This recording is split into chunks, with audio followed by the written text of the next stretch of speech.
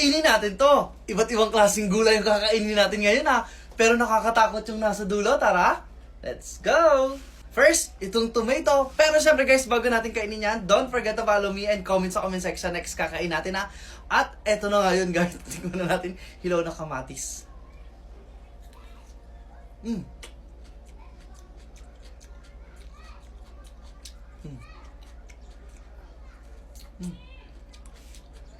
Para lang siyang apple. Next naman, itong onion. Ang liit lang niya, syempre. Hindi mo natin pwedeng kainin yan lahat.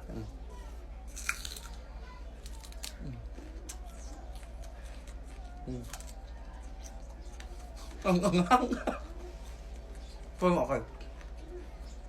Next naman, ang palaya. Ano ba ito kainin ng hilaw? Tignan natin. Tignan natin. Ayun. Ang tigas. Kaya pakla. Pakla, mas masarap sa pagluto. Next naman, yung putik. Kinain na natin lahat ng gulay at ayoko namang kainin yung putik na yan. Kaya naghanap ako ng pang-alternative. Itong alaya. Ang sarap na to. Ito. Mas gusto ko to. Parang putik din naman siya. Like, follow, comment, and share. Bye-bye.